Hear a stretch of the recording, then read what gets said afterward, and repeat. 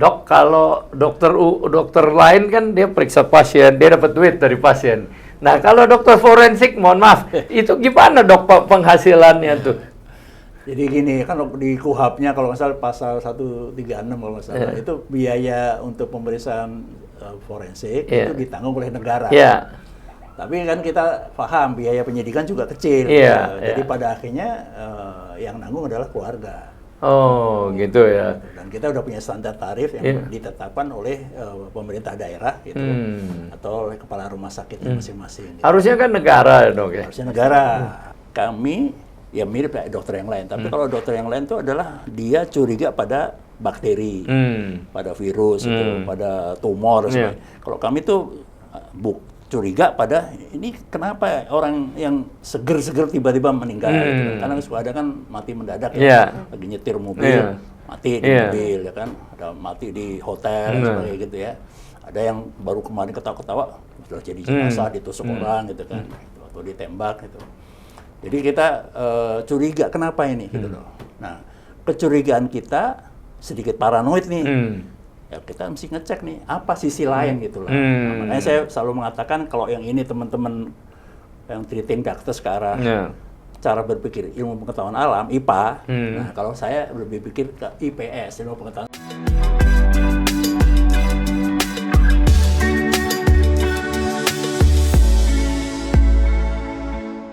Halo, para podcast 9, hari ini kita berjumpa kembali.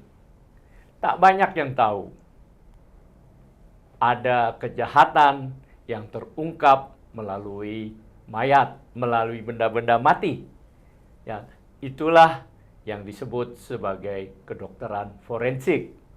Kedokteran forensik mengungkap berbagai kejahatan justru dari banyak mayat, dari benda-benda mati, dan tentu juga ada dari orang yang masih hidup tapi mengalami kecelakaan, mengalami memar, dan sebagainya.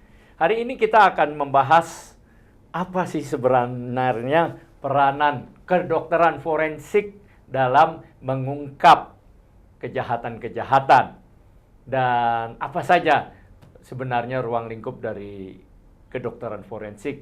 Nah, ini yang belum banyak diketahui, termasuk oleh beberapa pengacara, penegak hukum, dan sebagainya. Nah, saya Wina Armada bersama Jovinka Putri Bandini akan membahas, mendialogkan, mendiskusikan persoalan ini dengan narasumber kita yang sudah sangat berpengalaman di dalam bidang forensik, yaitu Profesor Agus Purwadianto. Beliau adalah guru besar dari UI dan mempunyai banyak pengalaman dengan para mayat itu mengungkap kejahatan. Dan sekarang sudah ada di hadapan kami. Selamat datang, Bung Agus. Saya panggil Prof. Agus saja ya, supaya santai gitu ya. Bung juga nggak apa-apa. Kalau saya panggil Bung mungkin nggak apa-apa. Kalau ini kan lebih mudah, mesti panggil Prof ya. Nah, Prof. Agus, thank you terima kasih udah datang di podcast kami, podcast 9 ya. Karena nih Prof. Agus nih, Jokvin sibuk banget nih. Baru berapa bulan kayak bisa dalam tanda kutip menangkap menghadirkan di sini gitu ya. Nah, sibuknya bukan nama orang lagi, sama banyak. Luar biasa itu. Nah, Prof. Agus, saya mau mulai dari hal yang sederhana sekali, ya, yang sangat sederhana sekali. Yaitu, ini kan Prof. Agus menangani puluhan tahun kedokteran forensik ya. Sebenarnya apa sih kedokteran forensik ini? Supaya awam tahu. Jadi sesuai KUHP namanya kedokteran kehakiman waktu itu. Karena memang kita tugas utamanya adalah membantu proses peradilan. Yang utamanya memang dulu di sisi hilir, tapi pada akhirnya nanti masuk ke sisi hulu, yaitu waktu saat penyelidikan maupun penyidikan. Mulai dari situ. Hulu tuh di mana maksudnya? Pengadilannya? Penyelidikan. Oh, penyelidikan.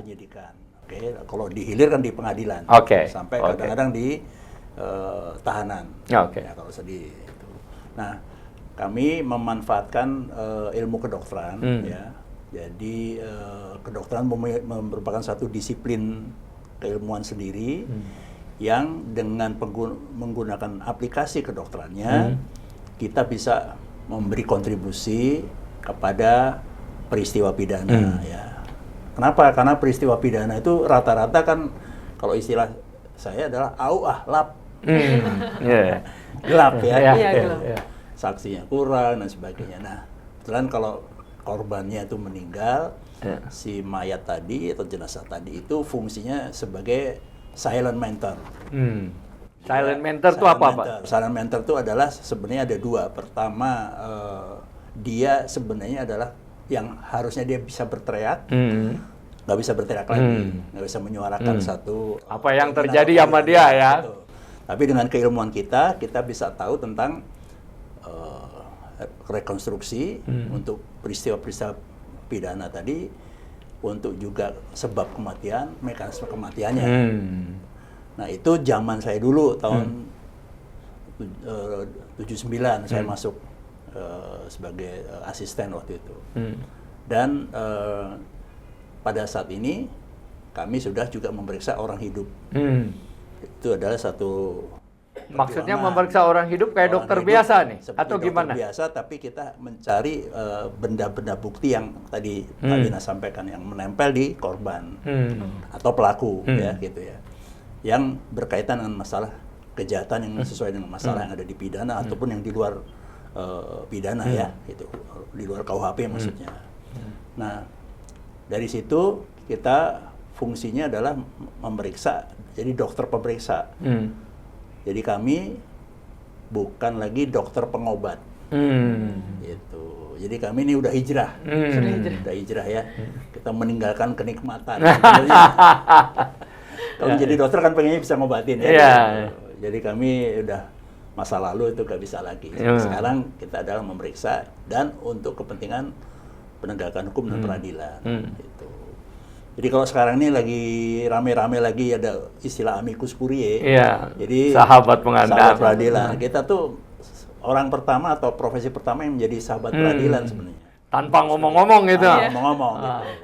Diminta maupun tidak dalam hal ini. Tapi memang karena kita bicara masalah hukum, jadi kita memang bekerja sesuai dengan koridor hukum, yaitu kita diminta sebagai ahli kalau nanti ada katakanlah sesuatu yang untuk diungkapkan gitu melalui perintah dari penyidik. Jadi Prof, kalau ada mayat nih ya, misalnya udah babak belur, udah nggak karu-karuan, itu dikirim ke Prof tuh untuk diperiksa. Iya. Apa yang Prof lakukan tuh terhadap mayat itu? Ya biasa, kita secara sistematik ilmu kedokteran kan sama ketika kita menghadapi pasien. Jadi inti dasarnya kita harus melakukan satu diagnosis, ya. Tapi kita tidak pakai terapi. Kita kalau di kedokteran yang biasa melakukan prognosis, itu ramalan apa yang akan terjadi pada mayat ataupun orang hidup tadi. Kalau kita adalah prognosis bagaimana mayat atau orang hidup tadi menghadapi sistem peradilan. Jadi kita fungsinya kan membuat terang perkara, gitu kan. Nah, jadi kita akan mengeluarkan visum et repertum.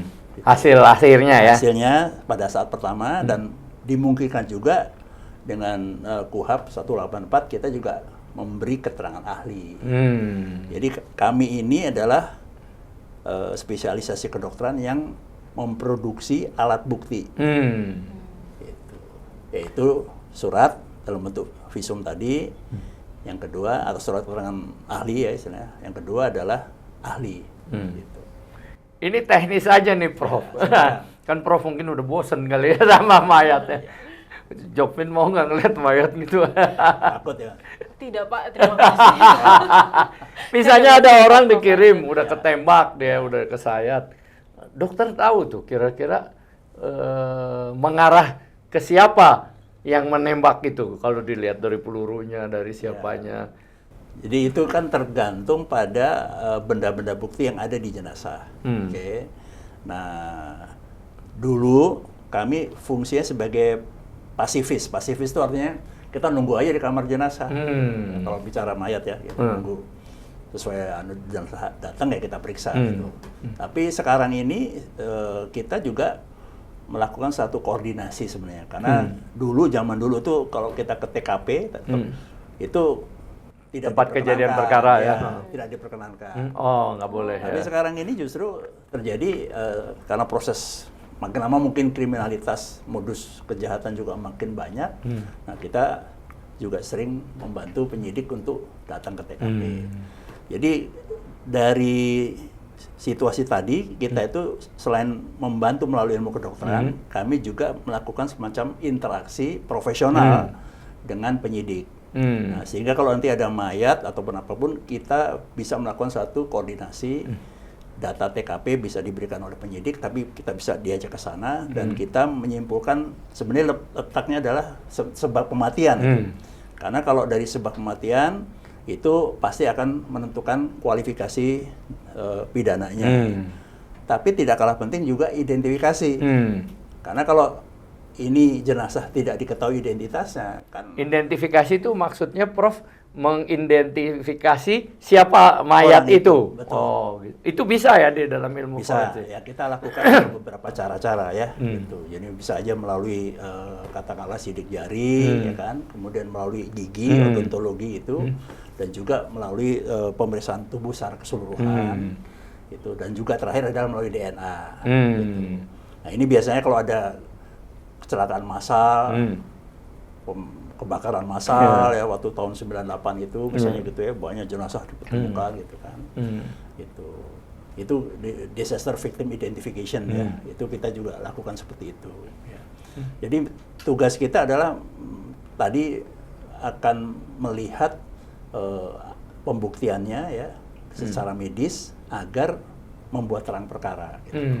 Intinya seperti itu. Gitu ya. Ya, kita meriksa seluruhnya. Jadi pemeriksaan mirip seperti pemeriksaan pasien secara keseluruhan. Dengan segala ilmu kedokterannya itu ya. Betul. Kalau kepala ya digergaji, di apa, dilihat gitu ya, Dok ya. Kalau otopsi itu. Ya otopsi itu ya. Karena bisa aja penyidik mintanya tidak diotopsi, pemeriksaan luar saja. Oh gitu ya. Ya, tergantung penyidik. Oh itu jadi tergantung penyidik. Bisa nggak ahli forensik bilang, walaupun penyidik bilang nggak usah dioptosi, ini perlu dioptosi? Ya, itulah namanya tadi koordinasi, interaksi profesional. Kalau dari penyidik kadang-kadang mengirim surat permintaan visumnya itu, dia juga sama-sama nggak jelas gitu ya, karena kan dia juga nggak bisa turun ke TKP langsung. Nah, setelah dari kami memeriksa ada luka-luka yang tidak wajar, atau katakanlah ketika dia mencium bau ada kemungkinan racun, nah kita memberi feedback. Jadi mereka biasanya akan memperhatikan kita dan biasanya setuju untuk katakanlah dari pemeriksaan luar, dia juga mengatakan pemeriksaan dalam. Nah, disitulah perlu koordinasi supaya betul-betul si korban ini, silent mentor ini memperoleh keadilan yang kebenaran material yang tertinggi. Itu intinya gitu kita. Tapi semisal Prof, otopsi itu kan butuh izin keluarga ya, Dok? Ya. Ketika misalnya ada kejadian kejahatan gitu, tapi keluarganya menolak untuk diotopsi, itu bagaimana? Sebenarnya tidak memerlukan izin dengan KUHP yang baru, yang lama ya, gitu. Tapi dengan undang-undang kesehatan memang diperlukan ada satu ya pemberitahuan seperti itu. Tapi kita mesti ingat ya, di dalam konteks pembunuhan justru 70% itu saling tahu antara pembunuh dan pelakunya dan korbannya. Dan kemungkinan juga ya kita lihat sejarah Islam, sejarah agama kita justru Nabi Adam punya anak generasi pertama kan bunuh-membunuh. Oh iya, Prof. Ya. Jadi kami kadang-kadang ngajarin mahasiswa, kalau spesialis kedokteran yang paling tua yang diperlukan siapa? Nah, itu forensik. Karena andai saat itu sudah ada jaksa, sudah ada, pasti akan minta visum kan? Oh iya, Prof. Kadang ada juga saya pernah baca bahwa salah satu yang paling dicurigai itu kan keluarganya ya, Prof ya? Tuh justru itu. Karena ada berebut waris, ya kan? Ada yang mungkin anak tiri, anak kandung, ya kan? Ada istri pertama, istri kelima, ya kayak gitu tuh kita paham lah itu. Jadi dinamika kemanusiaan tuh memang selalu ada ya. Itu justru itu yang diharapkan jangan sampai ada obstruction of justice. Nah, kita biasanya melakukan satu diskusi di situ ya, dengan satu harapan keluarga bisa memahami. Tapi kalau dia menolak ya biasanya nanti kita berikan satu penjelasan dan kita minta mereka tanda tangan bahwa mereka menolak. Jadi kita tidak membuat visum et repertum kalau sudah menolak. Gitu. Tapi yang lebih penting lagi adalah kita bisa berkoordinasi dengan penyidik dan penyidik yang bisa memaksa keluarga untuk menyetujui. Oke, jadi dari penyidik ya. Prof. Itu range-nya apa ya, Prof? Mayat kayak apa yang pernah diperiksa? Ada semua jenis mayat yang mengalami atau diduga ada kejahatan atau gimana tuh, Ya, Prof? justru itu. Jadi pertama adalah yang kami sebut sebagai kasus forensik mudah, versi kedokteran ya. Forensik mudah. Yaitu kalau memang ada ruda paksa, ada perlukaan, gitu ya, yang jelas dari situ dan dari kelihatan pola lukanya saja masuk kategori yang namanya mati tidak wajar. Gitu.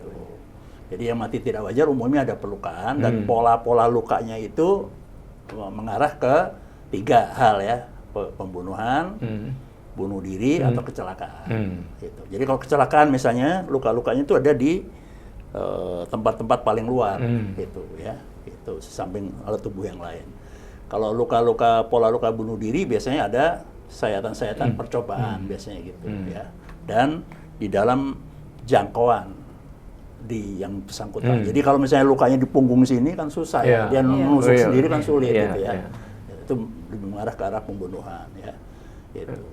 Jadi ketidakwajaran tadi kita sebagai dokter bisa memperkirakan dari pemeriksaan luar saja, oh ini memang jenis pola lukanya seperti itu. Nah, kalau nanti dengan otopsi, misalnya pada saat luka tusuk, kita bisa mengetahui daerah mana saja, misalnya luka tusuknya banyak, senjata mana yang menyebabkan kematian, misalnya gitu. Ini nggak apa-apa nih, Prof, kayak kuliah 1 semester forensik nih ya. Untuk awam kan lebih menolong gitu ya. Nah, kalau tadi kan 2, kalau yang susah apa, Prof? Nah, ini yang perlu diketahui oleh masyarakat jadi gini. Jadi kalau kasus yang susah versi kedokteran itu adalah gelandangan. Gelandangan kalau versi penyidik itu kasus mudah. Mati di stasiun, mati di tempat umum gitu kan, ya kan.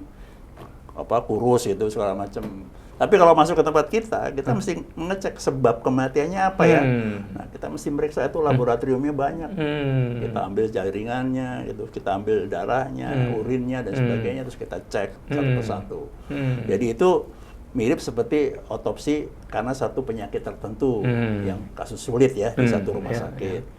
Tapi kalau versi polisi itu mudah. Tinggal ambil pindahin aja. Tapi kalau luka tembak, pemukulan itu tadi bonyok begitu, luka tusuk dan sebagainya, tenggelam itu bagi kita itu adalah kasus mudah. Jadi kita selesai otopsi itu mungkin dengan pemeriksaan lab yang sederhana kita udah bisa menyimpulkan. Tapi bagi polisi itu bisa susah. Siapa yang melakukan? Iya. Gitu ya, Prof. Ya. Jadi sebenarnya vital banget ya forensik kedokteran ini ya. Artinya kalau memang di dalam kitab suci kita kan banyak kosakata keadilan.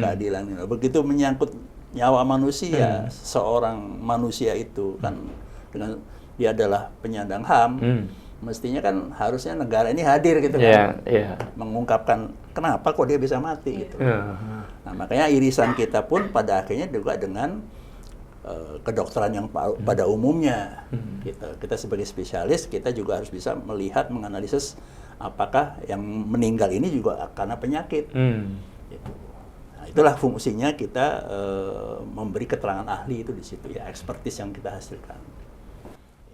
Seberapa pengalaman Prof, mayat seperti apa yang paling parah yang pernah diterima gitu? Ini human interest-nya aja nih. Jadi karena ya zaman dulu ya, saya ingat ya masih zaman dulu ya. Kalau yang zaman-zaman sekarang tuh biasanya karena ya seperti kemarin lah ada otopsi ulang gitu. Saya kebetulan menjadi ketua dewan penasehat. Jadi karena udah dianggap senior gitu, yang terjun kan yang masih muda-muda lah gitu. Nah biasanya tuh seperti itu. Nah, kalau yang zaman dulu masih zaman televisi itu kasus seorang artis yang ikut arisan kol, ya kan, terus dia bunuh diri.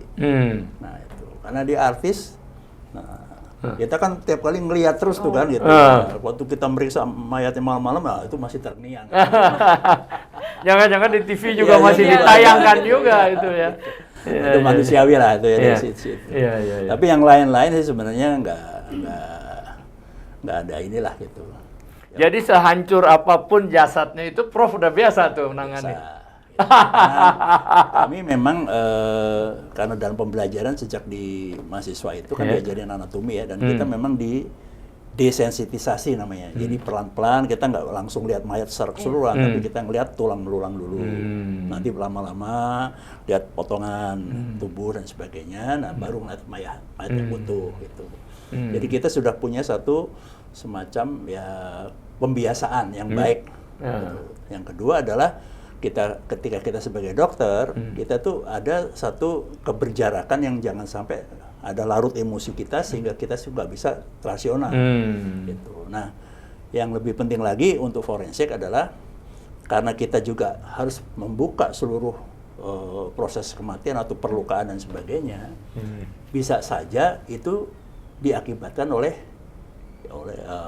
tenaga medis juga atau tenaga kesehatan. Nah, itu yang dengan isu malpraktek dan sebagainya, sehingga kami juga sekarang ini menggandengkan forensik dan mediko-legal. Gitu. Apa itu? Nah, mediko-legal adalah tadi, kalau kita forensik itu hanya membatasi diri pada pada blue collar crime, ya, orang marah, tusuk-tusukan dan sebagainya, dan biasanya ada di unsur-unsur KUHP. Nah, kita mengarah ke kasus orang hidup, korban hidup, dan pelaku yang hidup juga, yang mengarah menjadi white collar crime gitu. Termasuk adalah akibat tindakan medis misalnya katakanlah gitu ya. Nah, sehingga betul-betul si korban ini bisa memperoleh keadilan gitu. Nah, di situ yang dari pengalaman hidup itu bahwa forensik itu juga selain tadi kita berjarak untuk rasional kita kepada kalau tadi situasi yang white collar dan sebagainya, kita juga mengajarkan namanya detachment, keberjarakan terhadap teman sejawat. Gitu. Jadi artinya kejahatan mungkin dilakukan atau terhadap manusia oleh siapa saja. Semua profesi termasuk profesi kedokteran sekali. Betul. Mungkin tidak sengaja, bisa sengaja, bisa misalnya kalau di luar negeri kan sampai sekarang banyak kasus ya. Michael Jackson meninggalnya, masih bahkan Elvis Presley, ya kan, karena mungkin katanya dikasih banyak obat dan sebagainya dan sebagainya. Nah, itu bisa sekarang udah terbuka itu di dalam forensik ya.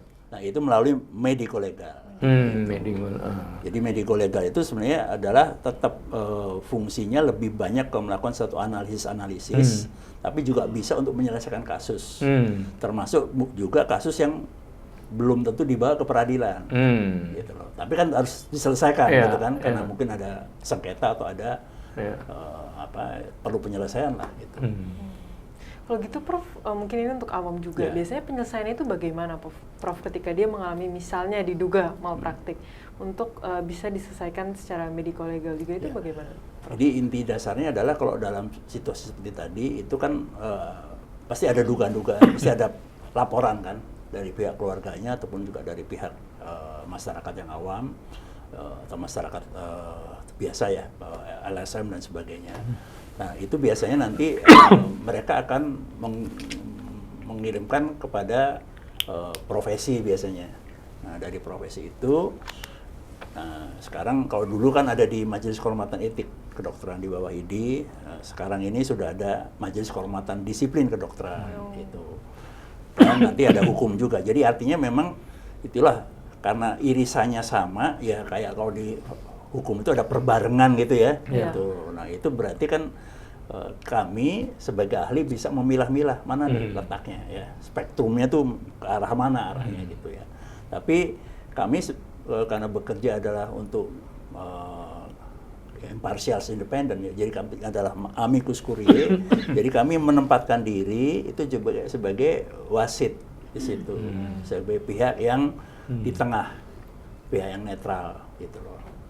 Gitu. Sehingga dalam sengketa tadi kita bisa juga dimintakan bantuannya untuk menganalisis dan juga memberikan satu solusi. Gitu. Kok dokter dulu pilih forensik sih?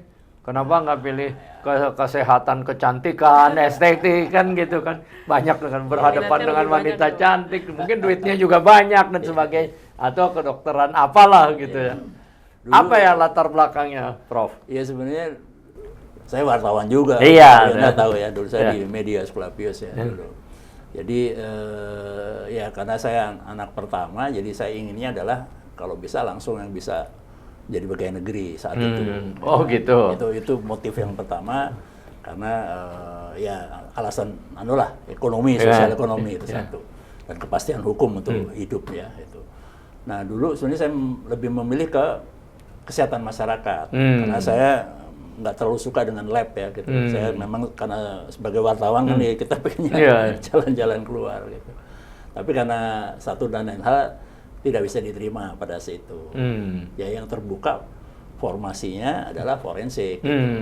Jadi kami masuk di situ ada satu angkatan 4 orang waktu itu. Gitu. Nah, saya yang paling terakhir masuk situ. Tapi saya menjadi guru besar yang pertama. Bagus. Dari yang Oh gitu ya. Jadi masih ada aspek sosialnya. Ada di forensik. Di forensik itu, dan juga ternyata sosial dikombinasi dengan hukum menarik juga gitu loh. Dan berkontribusi dalam penegakan hukum betul, ya betul. Kamal. Jadi saya ingat pepatah dari Prof. Slamet Iman Santoso. Oh ya, saya kenal Mas. Forensik kan ngapain sih, udah belajar capek-capek, ngobatin kok akhirnya meriksa mayat saat gitu.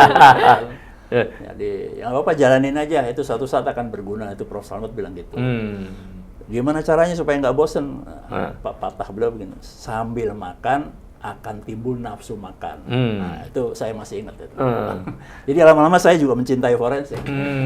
Gitu Walaupun ya. pertama kali apaan ini gitu kan. Gitu.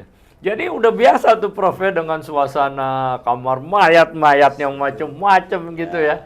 Yang mungkin buat orang lain sesuatu yang luar biasa, mungkin 2-3 kali juga udah. Baru lewat depan ruangan aja udah. Nah, jadi yang menarik gini. Jadi karena dulu masih bisa praktek umum gitu kan. Saya dinasihat oleh senior-senior saya yang dia juga praktek umum. Terus dulu kalau mau praktek yang laku itu ngikutin, kebetulan dia Chinese itu. Ngikutin ini caranya gimana? Itu lu mau masuk kamar mayat, lu buka dompet. Nah, itu. Lu kenapa lu buka dompet? Ya sialnya dibawa itu mayat. Gitu ya, gitu ya. Itu saya masih ingat. Tapi ya manjur kok. Jadi guru besar pertama ya Pak? Iya. Ya saya dulu praktek umum lumayan lah. Sebelum saya akhirnya nggak praktek lagi, sampai sekarang full ke forensik. Oh, kalau lihat mayat gitu, apa yang pertama ada dalam pikiran Prof? Ya jadi, nah ini yang perlu diketahui adalah kami ya mirip kayak dokter yang lain. Tapi kalau dokter yang lain itu adalah dia curiga pada bakteri, pada virus, itu, pada tumor. Kalau kami tuh curiga pada ini kenapa orang yang seger-seger tiba-tiba meninggal. Gitu. Karena suka ada kan mati mendadak ya, lagi nyetir mobil, mati di mobil ya kan, ada mati di hotel sebagai gitu ya. Ada yang baru kemarin ketawa-ketawa sudah jadi jenazah ditusuk orang gitu kan, atau ditembak gitu. Jadi kita curiga kenapa ini gitu loh. Nah, kecurigaan kita sedikit paranoid nih, ya kita mesti ngecek nih apa sisi lain gitu lah. Nah, makanya saya selalu mengatakan kalau yang ini teman-teman yang treating doctor sekarang, cara berpikir ilmu pengetahuan alam IPA, nah kalau saya lebih pikir ke IPS, ilmu pengetahuan sosial. Kenapa nih, ya kan? Nah, faktor keluarga, cinta segitiga, masalah itu kan kita juga banyak belajar dari teman-teman apa ada masalah apa dan sebagainya. Jadi kita cakrawala berpikirnya lebih luas. Itu yang saya happy-nya di situ.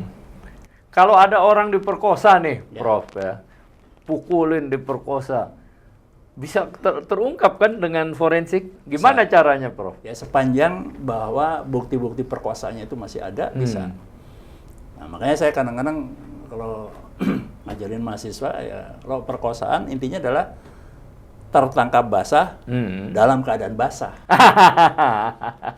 Bukan tertangkap basah dalam keadaan kering. Maksudnya artinya perempuan-perempuan yang terperkosa itu segera datanglah ke fasilitas pelayanan kesehatan. Nah, sekarang ada peraturan menterinya ya, itu Fasyandokum namanya, fasilitas pelayanan kedokteran untuk kepentingan hukum. Nah, itu di tiap rumah sakit sekarang di daerah sudah ada. Gitu. Nggak, kenapa saya tanya, kan biasanya perkosaan itu salah satu yang susah kalau dia dalam hukum. Apalagi satu saksi bukan saksi kan gitu ya. Jadi dibebaskan aja gitu kalau nggak ada yang lihat, nggak ada yang ini. Nah, apa yang harus dilakukan misalnya kalau ada seseorang yang diperkosa atau merasa diperkosa dalam konteks kedokteran forensik? Ya, jadi kita memiliki ada kategori namanya bukti utama ideal, bukti utama optimum, dan bukti utama minimum. Gitu.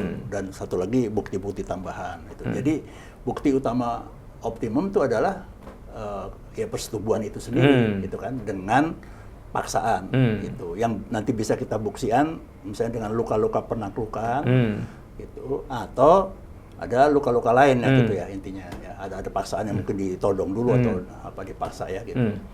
Yang kedua bukti utama optimum itu adalah ejakulasi, jadi ada cairan mani.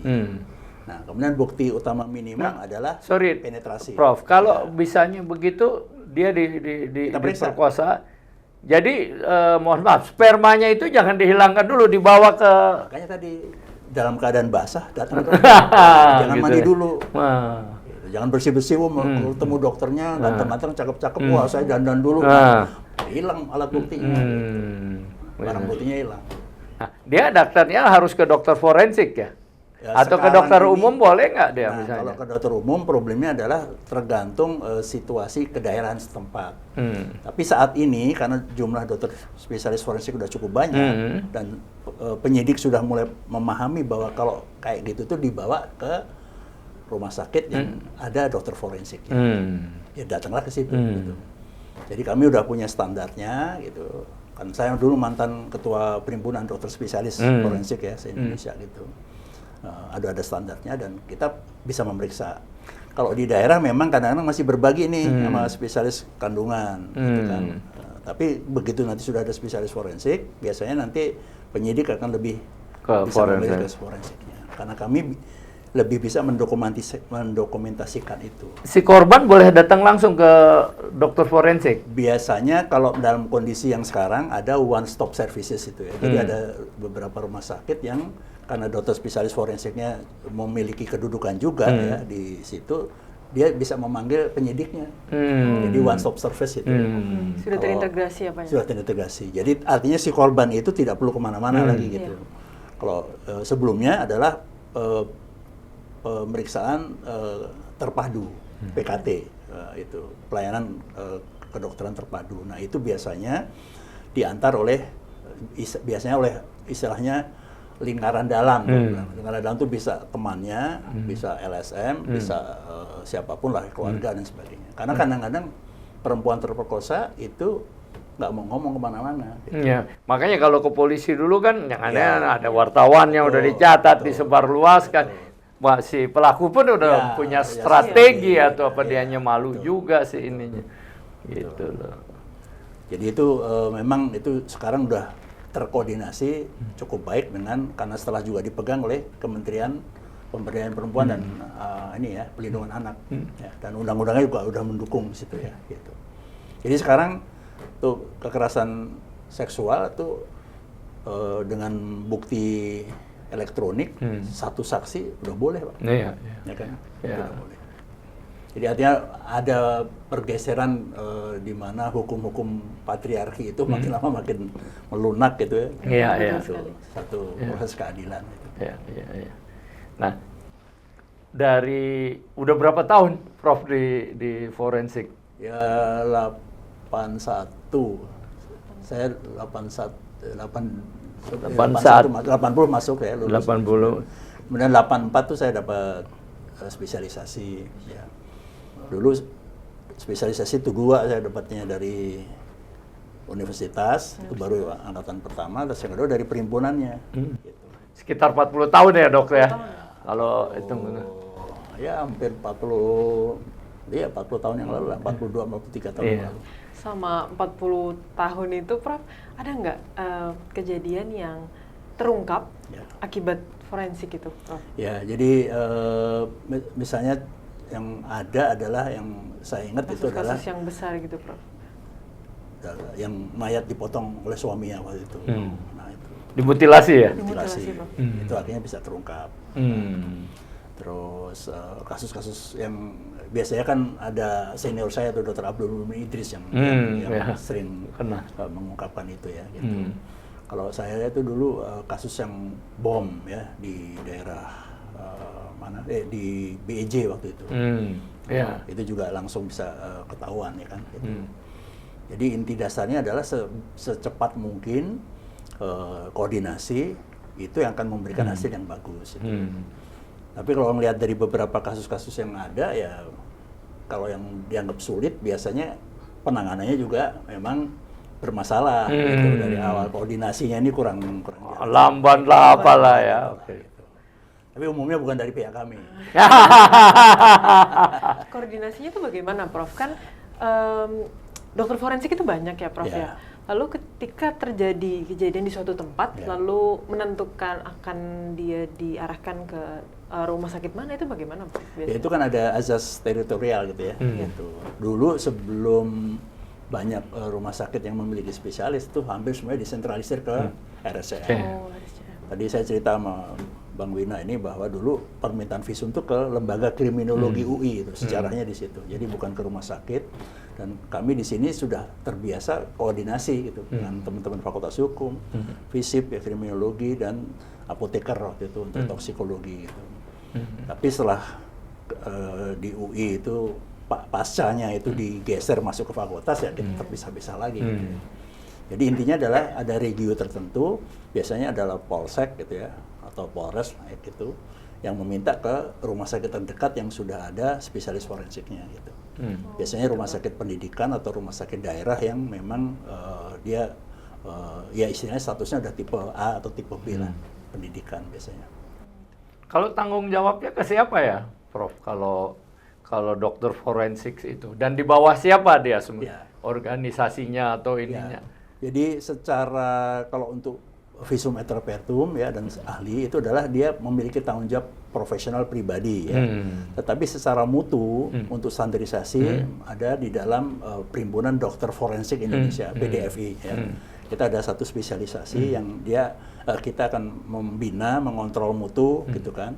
Termasuk kalau misalnya nanti ada aduan, ya bisa diadukan ke situ ya, atau diadukan ke MKDKI, kita nanti meriksa. Jadi MKDKI itu Majelis Kehormatan Disiplin Kedokteran, di situ adalah penerapan keilmuan. Jadi penerapan keilmuan itu adalah kalau kami menerapkan ilmu kedokteran forensiknya dianggap bermasalah, ya itu, nah bisa diadukan ke situ dan nanti diperiksa di situ. Ya. Artinya sama dengan dokter lainnya dokter ya, lain, tanggung Nah, jawab. dulu sebenarnya kita nggak masuk kategori itu, karena kami dulu adalah pemahamannya adalah kita untuk kepentingan hukum. Jadi kalaupun yang substandar katakanlah visumnya, ya penyidik, jaksa ataupun hakim ya mengesampingkan aja, gitu, nggak usah dipakai gitu loh. Tapi sekarang ini kesadaran hukum masyarakat makin tinggi ya, di kualitas itu juga akan dibawa ke cara prosesnya pemeriksaan dan sebagainya itu adalah ke MKDKI. Gitu. Nggak, Prof, tadi saya tuh sebenarnya mau nanya udah 40 tahun ya. Ya. Prof, catat nggak udah berapa mayat yang dibedah, yang di ini? Kurang lebih. Jadi ya sekarang ini kan masih, saya sekarang udah nggak melangani. Terakhir adalah saya jaga menjelang COVID. Ya, pada saat COVID itu. Wah, itu menarik tuh ya, mayat COVID perlu Ya, itu. Jadi, tapi karena usia, nah, jadi kita kalau pas lagi ada kasus seperti itu ditangani yang muda. Gitu. Saya dapat privilege untuk itu. Tapi saya masih jaga, artinya saya masih menangani kasus forensik sebelum COVID itu masih. Tapi setelah COVID ini, karena yang junior udah banyak, ya, jadi yang menangani adalah mereka. Jadi saya sifatnya supervisor aja gitu. Ada berapa sih dokter forensik? Kalau zaman saya sih dulu kurang sekali gitu loh. Kalau se-Indonesia sedikit. sekitar Sekarang nggak tahu. Sekitar 300-an orang sekarang. Gitu. Itu tersebar seluruh Indonesia. Dan ada beberapa blank spot di provinsi tertentu yang baru-baru yang belum ada. Tapi rata-rata di rumah sakit pendidikan, itu yang tempat koas ada belajar di situ pasti ada forensik. Peralatannya peralatan kedokteran apa tuh Ya, forensik? peralatan itu ya dulu kan sederhana. Jadi intinya kan dulu kita diajarkan karena cara berpikirnya adalah blue collar crime. Ya artinya kasus forensik mudah, artinya dengan peralatan sederhana yang penting bisa kita lakukan suatu otopsi, kita bisa pulihkan lagi dengan jahitan yang sesuai dengan standarnya. Nah, itu bisa kita lakukan ya. Tapi yang sekarang ini untuk hal tertentu, misalnya contoh memar itu ya, itu kan ada alat yang namanya ultralight untuk mendeteksi dengan gelombang cahaya tertentu apakah ini memar ataukah dia adalah lebah mayat. Itu kan tuh mirip-mirip ya, karena kalau waktu kasusnya kan di daerah-daerah sini itu lebah mayat paling sering kalau mayat itu ditidurkan celentang, itu kan lebah mayatnya di belakang sini. Itu kadang-kadang dia rata gitu ya, tapi kalau dia memar dia berbatas tegas biasanya gitu ya. Nah, itu umumnya kita yang penting cahayanya terang ya untuk melihat itu. Makanya kalau kita memeriksa malam hari itu kita cukup terang gitu. Tapi kalau peralatannya sederhana ya, yang agak canggih ya ada beberapa hal yang misalnya untuk sidik jari, tapi itu kan bukan di tempat kita ya, tempat penyidik.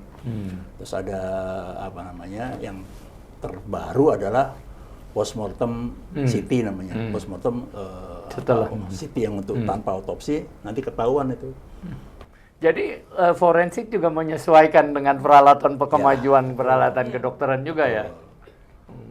Nah, tinggal nanti problemnya adalah apakah dengan teknologi itu admissibility of evidence itu teman-teman jaksa, penyidik, hakim bisa memahami atau tidak. Nah, ini fungsi kami juga nanti ikut menjelaskan di situ. Oh, ini adalah teknologi yang terbaru yang sama seperti yang zaman dulu begini, ini lebih canggih gitu. Tapi kan ada keterangannya. Ada keterangannya, pasti ada keterangannya.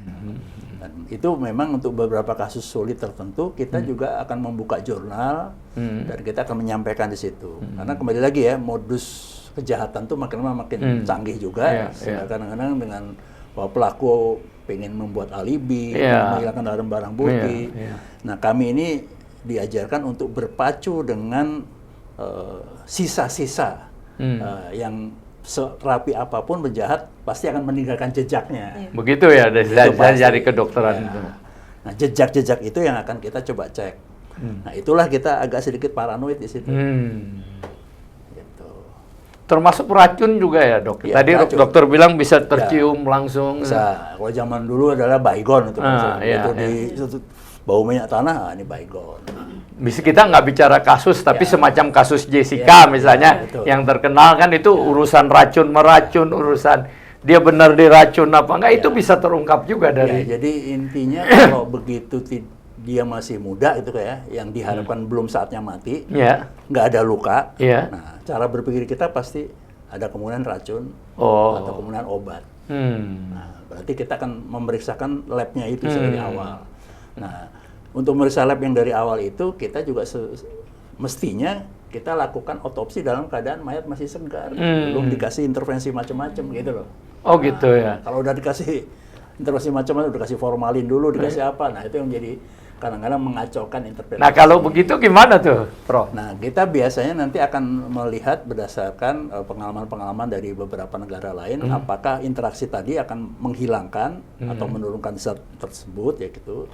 Dan juga itu bagaimana kita lihat secara yang namanya lethal dose, jadi dosis yang bikin kematian, itu dalam penelitian ada lethal dose 50 namanya, itu ada standarnya. Nah, itu juga kita akan coba cari berdasarkan dosisnya. Tapi sebelum nyari ke dosisnya, kita jenisnya lebih dulu kita pastikan ya. Nah, itu jadi itulah problematikanya kalau sudah agak berlangsung cukup lama. Biasanya racunnya kan sudah hilang, jadi tinggal bekasnya metabolit istilahnya itu, yang sisa-sisanya itu yang sudah diolah oleh tubuh, itu yang nanti akan kita cek. Itu yang tadi sisa-sisa kejahatan itu ya, Prof. Jokvin mau jadi nggak dokter forensik? Kayaknya serem ya Pak ya. Waktu saya ngajar di Fakultas Hukum, beberapa kali mahasiswa Fakultas Hukum saya ajak trip. Wah, menarik juga itu ya. Kita ada pelajaran itu juga ya Pak, kriminologi forensik itu. Dulu kehakiman ya forensik. Kehakiman, betul. Waktu diajak gimana tuh Prof? Menarik juga. Ya. Zaman saya belum ada soalnya. Betul. Ya lucu-lucu aja gitu. Tapi supaya nggak takut, gitu, saya ngajaknya kan pasti siang ya, pada malam itu. Terus berombongan, kita terangin lebih dulu, kita puterin tata cara otopsi gitu ya, secara dengan video. Jadi mereka udah mulai disensitisasi tadi ya, udah mulai terbiasa tadi. Nah baru kita ajak ke kamar jenazahnya, terus lihat mayat gitu.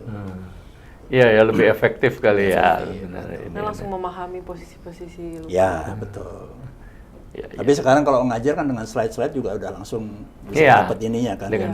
Enaknya di situ lah. Gitu. Beda dengan dulu ya. Beda dengan dulu.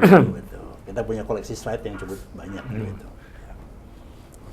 Jadi hampir tidak mungkin ya penegakan hukum tanpa kedokteran forensik ya. Ya, jadi sepanjang menyangkut tubuh manusia, menyangkut kesehatan, menyangkut penghilangan nyawa gitu ya, dan juga menyangkut kualitas hidup manusia, itu adalah bagian dari sebaiknya itu adalah dimintakan untuk bantuan di kedokteran forensik. Semakin segar kejadiannya, semakin bisa terungkap gitu. Karena kalau udah makin daluarsa, ya misalnya pembusukan, makin sulit kita mengungkapkan itu loh. Dan juga itu koordinasi itu penting banget itu. Nah sehingga memang zaman sekarang kalau ada kejahatan yang khusus itu memang perkembangannya kita bisa ke TKP dan kita bisa memberi nasihat untuk mengumpulkan benda bukti ada di situ. Gitu. Kita nggak bicara kasus ya, Prof. Tapi kalau semacam kita nggak bicara kasus Vina ya, semacam itu kita nggak bicara itu. Ada dugaan dia dipukul, dia diperkosa. Kalau ada koordinasi, misalnya ada kasus semacam itu ya, dan saya dengar juga ada banyak juga di tempat lain. Kalau ada koordinasi dari awal, itu lebih mudah terungkap. Betul. Ya, Prof. Ya. Itulah makanya kami juga sekarang meredefinisi ilmu kedokteran forensik. Ada tambahan tadi juga interaksi profesional antara kami dengan penegak hukum. Gitu.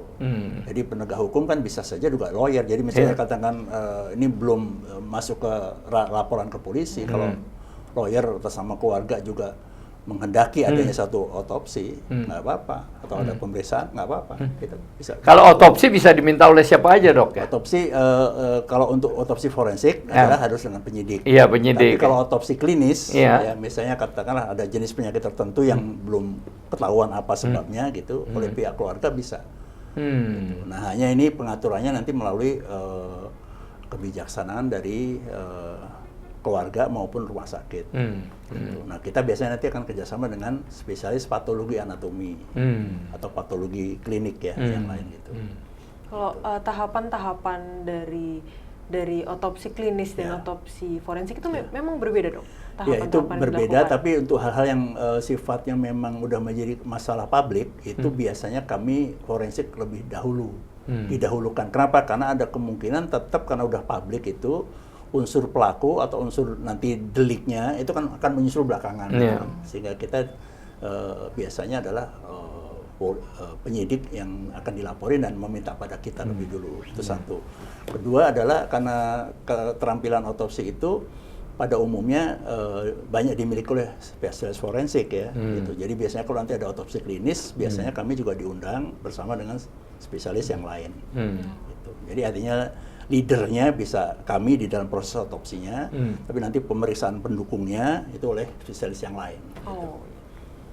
Kalau forensik, kedokteran forensik independen ya, Prof? Ya, independen.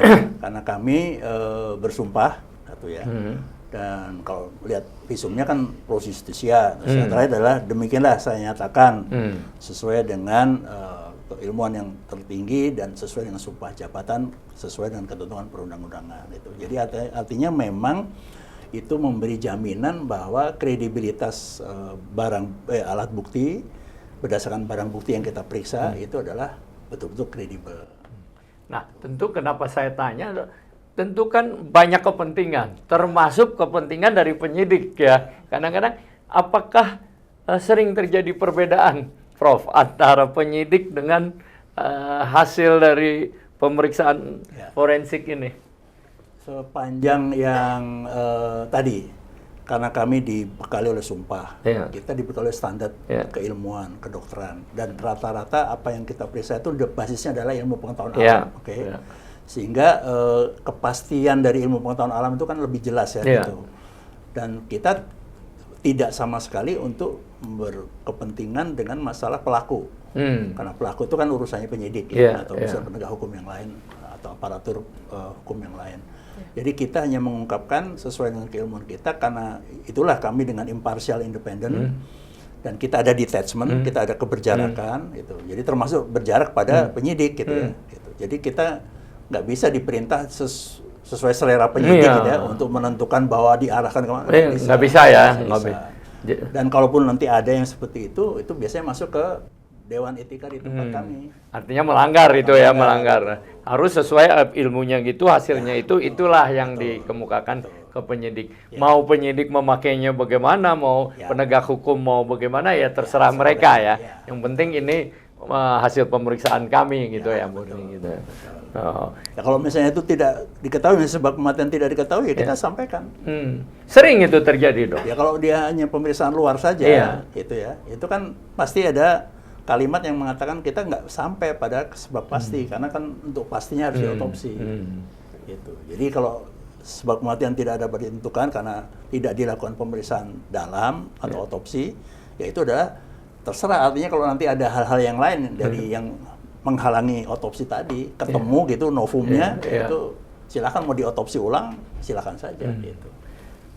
Jadi sebenarnya, Prof, kalau ada kasus pembunuhan, perkosaan, kalau penanganannya benar dari awal, cepat itu ya ketahuan, nggak usah menunggu bertahun-tahun malah.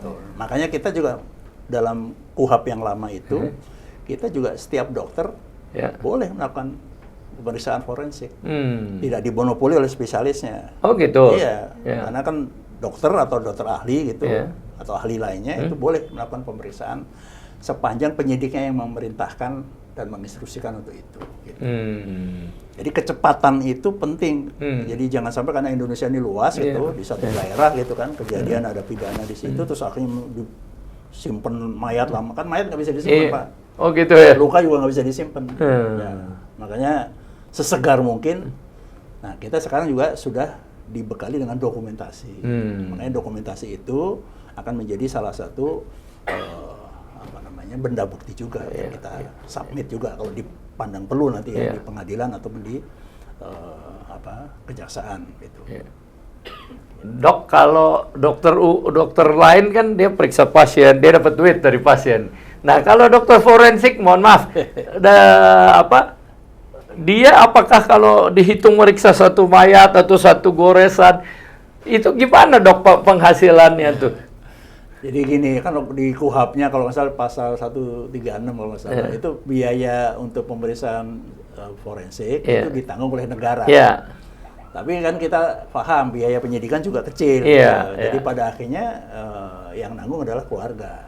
Oh, gitu ya. Dan kita udah punya standar tarif yang ditetapkan oleh pemerintah daerah gitu, atau oleh kepala rumah sakitnya masing-masing. Gitu. Harusnya kan negara, Dok ya. Harusnya negara.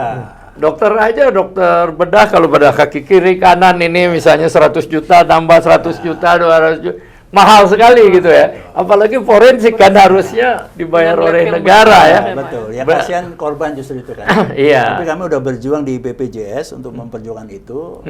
Belum berhasil. Karena dianggapnya masih anak tiri ini ya. Gitu. Nah, ini perlu juga nanti Pak Bina perjuangkan ini. Kan harusnya sehingga dokter itu pun dia bener independensinya terjaga sekali. Mau ngomong apa, gue dibiayai dari negara gitu ya kan. Bahkan dari penyidik juga bukan dari penyidik gitu kan, bukan bagian dari penyidik. Asal selama ada pertanggungjawabannya lah ya gitu. Masyarakat diharapkan bisa ikut membantu di situ, dan juga mesti agak cerewet kalau memang dirasakan ada sesuatu yang katakanlah kurang wajar di situ. Nah itu perlunya Pak Wina. Apakah karena itu, Dok? Gimana minat mahasiswa kedokteran kepada dokter forensik gitu? Dulu sih memang kurang ya, karena kita dikondisikan untuk mayat saja. Tapi sekarang dengan mediko legal makin menarik gitu. Dan kebetulan saya kan juga ditarik pernah jadi kepala biro hukum dan organisasi di Kementerian Kesehatan. Gitu. Jadi saya dokter pertama yang, karena ada sarjana hukumnya sih, jadi kepala biro hukum ya. Gitu. Jadi artinya pengembangan mediko legal itu akan berjalan bergandengan dengan hukum kedokteran, hukum kesehatan. Jadi kami bisa menjadi mitra di situ, dan ya banyak yang mesti dikembangin. Jadi artinya ini sesuatu yang menarik gitu. Dan kedua adalah setelah mediko legal itu nanti kita akan lihat, karena mediko legal juga terpengaruh oleh suasana praktek hukum kan, gitu. Nah, sehingga kita juga mulai lepas juga dengan etiko legal. Jadi ketika hukumnya belum mengatur, gitu, kita bisa juga berkontribusi. Jadi misalnya dengan kemajuan teknologi sekarang ya, ada hukum tentang klonasi, cloning gitu ya. Nah, di luar negeri udah menjadi hukum positif. Di kita belum nih. Nah, kita bisa mengadvokasi. Gitu. Ada alat-alat baru kesehatan. Ada keluhan masyarakat yang sekarang misalnya contoh obat halal dan sebagainya ya. Gitu. Nah, itu kita bisa mengadvocate agar supaya dibuatkan aturan mainnya yang lebih tegas di situ. Gitu. Jadi kita bisa menjadi partner dari teman-teman legal drafter tadi, kita berproses untuk tetap mengedepankan etika itu untuk mewarnai hukumnya. Kira-kira begitu. Kalau etikanya kan sama dengan kedokteran lain. Harusnya penghargaan apresiasi terhadap profesinya juga sama ya. Kalau dokter lain kan bedah mahal banget itu ya untuk ini dia udah bedah tiap hari ini. Enggak. Padahal itu sangat penting gitu ya buat mungkin karena pandangan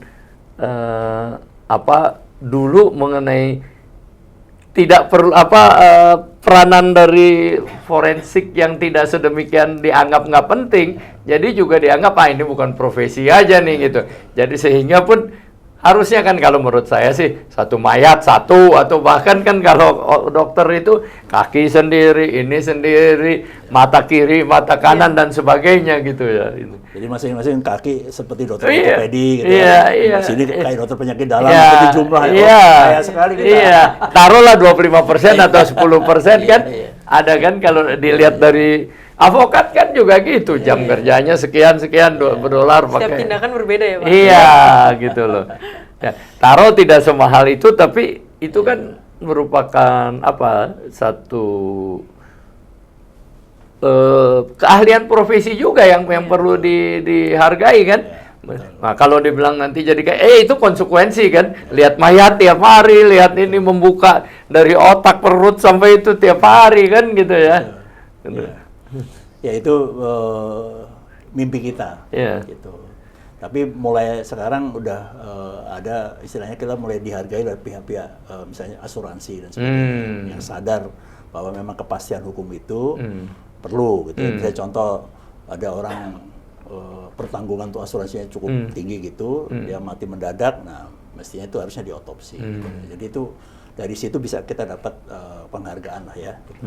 Kemudian yang tadi kita juga banyak menjadi pemasok analisis mediko legal. Jadi ketika terjadi tadi ya isu malpraktek gitu ya. Nah itu ternyata juga lumayan di tiap-tiap rumah sakit sekarang ada kesadaran untuk mempekerjakan kami sebagai advisor untuk mediko legal. Gitu. Nah, ya itu penting sekali tuh ya. Selama ini kan seakan-akan untouchable itu. Gimana mau kita ngaduin kalau dokter gitu ya, kita duga ada kesalahan atau akhirnya saling curiga. Lu nggak ngerti kedokteran sih, ya dari kita, lu kedokteran nggak mau ada etika gitu. Ini kan sesuatu yang nggak bagus lah. Kalau ada tadi bisa ada pihak independen yang membuktikan ini benar terjadi atau tidak terjadi, ada kepastian hukum di situ. Makanya kami juga inginkan bahwa kalau misalnya ada perkara-perkara yang menyangkut kedokteran, kesehatan, ke rumah sakitan, teman-teman lawyer, penyidik, jaksa, itu ya, termasuk juga hakim mengalami kesulitan untuk mencari siapa yang paling tepat begitu. Nah, itu hubungannya ke siapa? Ya, ke perhimpunan dokter forensik yang ada di rumah sakit setempat itu. Atau kalau enggak ke perhimpunan dokter forensik Indonesia di pusat, nanti kita akan carikan teman-teman yang cocok untuk itu. Gitu. Termasuk yang pro bono. Jadi kami sering membantu LBH, LKBH dan sebagainya untuk hal-hal yang seperti itu. Jadi kita biasa melakukan satu koordinasi untuk itu. Emang sehari-hari udah pro bono juga ya, ini pro bono lagi. termasuk dengan Komnas, Komnas HAM, Komnas Iya. Perempuan, gitu Iya. ya. Jadi kami sering mengadvocate untuk hal-hal tadi ya, supaya penanganan pertama tadi korban jangan juga terintervensi di sini karena ketidaktahuan gitu ya, untuk memperoleh pembuktian yang bagus. Nah, itu kita lakukan itu. Ya, itu yang istilahnya kalau kita lurus-lurus aja, rezeki akan masuk dari pintu yang tidak diduga. Iya, iya. Dan itu yang kalau saya mengamati adik-adik saya, junior saya tuh ya hidupnya tenang lah di situ ya. Memang kaya atau miskin kan lihat dari sini ya, gitu. Tapi artinya secara yang wajarnya kita juga punya martabat lah ya, gitu.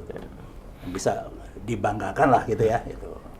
Dok, ini yang human interest lagi nih. Kalau dokter kan dengan mayat, kalau habis otopsi, habis melakukan kedokteran forensik, terpengaruh nggak dok? Bawa makan enak, bawa ke rumah, gitu. Ya tadi karena kita udah detachment dari awal, ya kita bisa langsung tune in di sini, pindah gitu ya. Switching udah bisa. Switchingnya udah bisa gitu.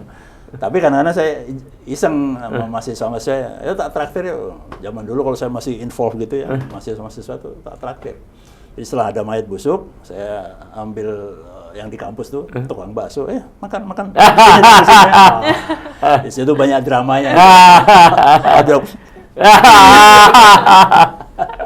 Tapi saya bahagia karena suatu saat saya kan dulu mahasiswa swasta, ya FK swasta tuh juga di tempat kita ya.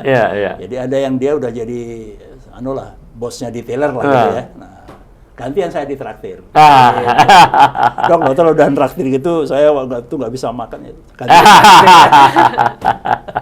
Iya. Ya itu human interest-nya di situ. Iya. Sebenarnya banyak sekali ya human interest-nya, dok. Ya. Kalau keluarga yang nganter minta diperiksa gitu, mereka apa sikapnya umumnya? Ya kalau dari sisi ini karena itu perintah dari penyidik, umumnya sebagian itu adalah meminta penjelasan. Makanya kami menjadi penjelasan. Gitu ya. Ada yang memang keberatan, ada yang menolak, dan ada suku tertentu kadang-kadang ya dia merasa kasihan gitu ya. Tolong dong jangan diotopsi ini. Kita mesti advocate, kembalilah ke penyidik untuk diskusi di situ. Tapi kalau memang mati tidak wajar, biasanya harus penyidik ya harus. Gitu. Tapi kan yang banyak dikhawatirkan kalau di autopsi tuh mayat keluarga gua hancur lebur gitu loh. Padahal kan enggak ya, jauh dijahit lagi, disatukan lagi. Bahkan yang kalau ada kecelakaan, udah hancur lebur kayak gitu, kita rekonstruksi mayat itu kita kembalikan. Gitu. Dan untuk yang ini, yang suku tertentu, ada yang ingin dirias. Itu iya, non-muslim. dok, kalau fair kan perias mayat aja dibayar mahal loh ya, perias mahal. Masa dokternya nggak dibayar mahal gitu? Itu salah satu yang income juga. Betul. Iya. Jadi untuk yang kadang-kadang harus menunggu keluarga, gitu kan, harus ada upacara dan sebagainya, itu biasanya yang non-muslim ya. Itu memang teman-teman di daerah juga antara lain hidupnya dari situ. Iya. Merias mayat gitu. Jovin, ada yang mau ditanya lagi ke Prof? Sudah Prof ini sangat menjelaskan sekali tentang forensik hari ini. Alhamdulillah. Oke, Prof, kita udah hampir 1 jam ya. Berapa restu? Udah 1 jam? Ya 1 jam nih, nggak kerasa ngobrol santai. Nah, apa yang ingin terakhir Prof bilang nih? Semacam closing statement lah gitu kalau kerennya gitu. Ya, gini, pertama bahwa kedokteran forensik itu menjadi model pertama untuk kita imparsialitas independen. Gitu ya. Dan saya meyakini bahwa forensik itu adalah satu petunjuk atau indikator dari maturitas profesi. Jadi kalau satu profesi belum ada forensiknya nih, yang sebagai wasintern profesi itu belum ada forensiknya, berarti belum matang. Gitu. Karena sekali lagi di dalam diri profesi juga bisa terjadi penyimpangan-penyimpangan. Gitu, di semua profesi. Gitu. Nah, salah satu fungsi forensik adalah tadi dia istilahnya bisa menggunakan jeruk makan jeruk. Jadi yang tahu jahatnya dokter ya sesama dokter, yang tahu jahatnya lawyer ya sama lawyer gitu kan. Makanya di dalam satu pembuktian umumnya memerlukan forensik. Gitu.